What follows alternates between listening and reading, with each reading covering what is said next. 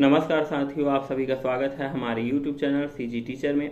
तो आज हम एक बहुत ही महत्वपूर्ण बिंदु शिक्षक भर्ती 2023 पे बात करने वाले हैं, क्योंकि डीएड अभ्यर्थियों के द्वारा लगातार न्याय गुहार लगाई जा रही है। विभिन्न ऑफिसों के चक्कर काटे जा रहे हैं, विभिन्न नेताओं और मंत्रियों से लगातार मुलाकात की जा रही है और अपने आवेदन प्रस्तुत किए जा रहे हैं।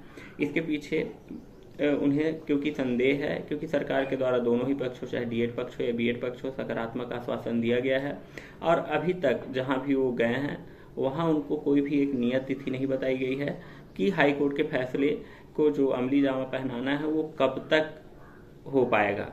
तो नियत तिथि न बताने के कारण सिर्फ ये कि कार्य चल रहा है, उनके मन में एक संदेह की स्थिति बनी हुई है, क्या सरकार लेट करेगी, क्योंकि अभी फिलहाल पूरा सरकारी जो अमला है वो चुनावी कार्य में व्यस्त है।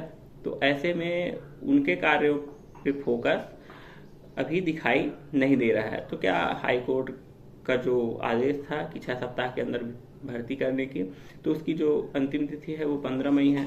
तो क्या 15 मई तक हमको डीएड जो अभ्यर्थी हैं उनको शामिल करने के लिए जो त्वरित कार्यवाही की बात कही जा रही है वो देखने को मिलने वाली है या नहीं। जिनको ये आशा है कि जो 2023 वाली भर्ती है उसमें उनको एक पद प्राप्त हो सकता है, तो ऐसे अभ्यर्थियों को एक चिंता ये भी सता रही है कि नई भर्ती के आने के बाद क्या पुरानी भर्ती को निरस्त कर दिया जाएगा या फिर बीच में ही रोक दिया जाएगा। तो ऐसे में अभ्यर्थियों के मन में संदेह है। फिर दूसरी बात, ज़्यादा वक्त लगने पर बीएड अभ्यर्थियों के पास भी और भी कदम उठाए जाने की संभावनाएं दिखाई दे रही है। तो अभ्यर्थियों के द्वारा लगातार पहले भी प्रयास किया जा रहा था और अभी भी लगातार प्रयास किया जा रहा है, लेकिन फिलहाल जो सरकारी अमला है वो 7 मई तक चुनावी कार्य में व्यस्त है। तब तक उम्मीद कम ही है कि इस विषय पे कुछ बड़ी कार्यवाही की जाए। चुनाव के बाद ही इस विषय पे हमको कुछ देखने को प्राप्त हो सकता है कि क्या कदम उठाए जाने हैं।